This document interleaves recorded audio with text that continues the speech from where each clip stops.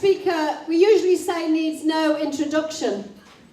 It's Bob Crow, and normally we just hand over, but I would want to say that actually, without the RMT, there would have been no National Shop Stewards Network. It was through the RMT and the good offices of Bob Crow that we have the National Shop Stewards Network, and we can engage in activities like this. And we know that the RMT is one of the most militant unions, and I know there's lots of people not working in rail, maritime or transport. I've heard nurses, library workers, council workers say, I wish I could join the RMT. Bob Crow.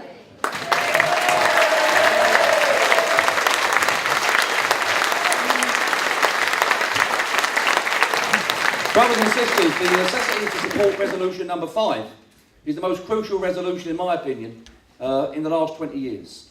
The reality is this, brothers and sisters, is that people will tell you that the resolution that comes up from the POA, which the RMT will be seconding, is that on one hand, well, it doesn't really mean much, it only means consider, and other people will say it's a nonsense.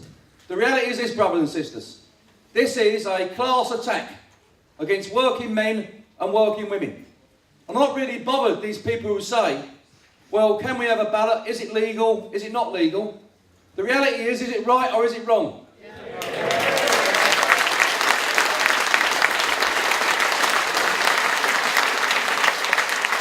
And when I see the TUC heading for the document, a future that works, this is a future that works for Osborne and for Cameron and Clegg. The future they want is mass unemployment coupled with anti-trade union laws. And people better recognise the fact as well. There's no good just criticising Labour and the Tories and Liberals. They need to turn around and say, what's Labour's alternative to these policies? Because I hear Ed Balls yesterday. I heard him today saying that really we need action now. We need action now. And what we really should be doing is linking up, if need be, with the Liberals and Tories of having policies that support working people. We need action now from Labour if they really want to couple working class support and harness working class support and say that when action's called, whether it be by any union defending its members' terms and conditions or defending the community, we need your complete support when we're doing it. No ifs and buts.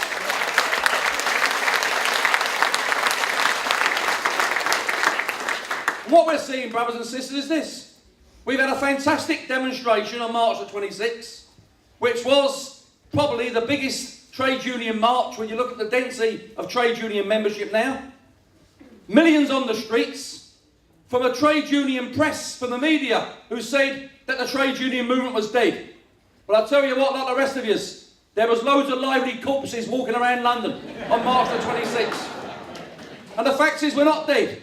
And this march on October the 20th should also be equal for its demonstration that's taking place in London and in Glasgow and in Belfast. But the reality is this, brothers and sisters, you all work in different fields of trade union activity, and you will know that when you reach a policy, you go to the employer and you try and negotiate that policy. And if you get an agreement, that's fine if the members want to accept it. But when the bosses say no, that you're not having what the policy is, what you're asking for, you've got two options. You can sit on your knees, or you can stand up and fight. The reality is this. These cuts that are taking place are wrong, they're morally wrong, and demonstrations are fantastic for raising the consciousness.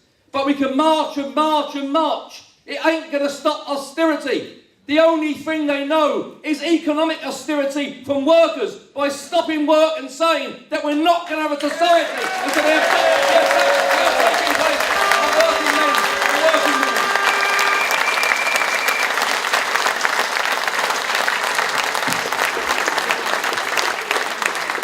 By the way, as Linda said, I wasn't on my knees. I was standing up last Thursday, the General Council. I wasn't even there. I was in Scotland for our members who are having their pensions being tried to take it away from them by Caledonia McBrain. And we've got half a victory up there already.